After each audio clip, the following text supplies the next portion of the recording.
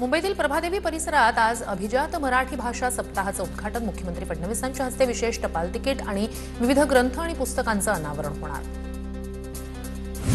पुण्यात उपमुख्यमंत्री अजित पवारांच्या उपस्थितीत अभिजात मराठी भाषा सप्ताहाचं उद्घाटन होणार। पिंपरी चिंचवड महानगरपालिका आणि अखिल भारतीय नाट्य परिषदेकडून सकाळी 11 वाजता कार्यक्रमाचं आयोजन। शासनानं बंजारा एसटी प्रवर्गाचं आरक्षण लागू न केल्यास आम्ही उपहिंदू म्हणून जगू।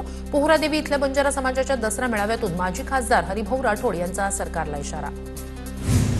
साताऱ्याच्या कराडमधील सह्याद्री सहकारी साखर कारखान्याच्या 52व्या गळीत हंगामाचा बॉयलर प्रदीपन समारंभ माजी सहकार मंत्री बाळासाहेब पाटील, जसराज पाटील यांच्या उपस्थितीत समारंभ संपन्न। दसऱ्यानिमित्तानं सराफ बाजारात सोने खरेदीचा उत्साह। दसऱ्याला सोन्याचा घाऊक दर प्रति तोळा 1,18,000च्या पुढे, तर चांदी देखील प्रति किलो 1,45,000 रुपयाच्या विक्रमी उच्चांकावर।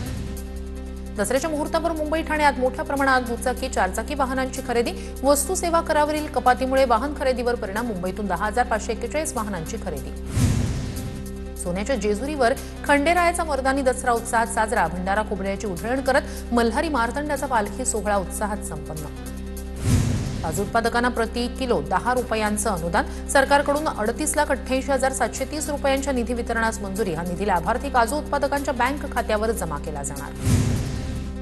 अश्विन पौर्णिमेनिमित्तानं तुळजापूरला जाणाऱ्या वाहतूक मार्गात 2 दिवस बदल। भाविकांच्या सुरक्षिततेसाठी 4 ते 7 ऑक्टोबर छत्रपती संभाजीनगर, हैदराबाद आणि लातूरकडे जाणाऱ्या मार्गाच्या वाहतुकीत बदल। तहसीलदार आणि नायब तहसीलदार संघटनेकडून 1 दिवसाचं वेतन पूरग्रस्तांना दिलं जाणार। मत्स्योदरी देवी संस्थांच्या वतीनंही 1,00,000 रुपयांचा निधी मुख्यमंत्री सहायता निधीत वर्ग। लातूरमधील अंबडचे तहसीलदार विजय चव्हाण यांची माहिती।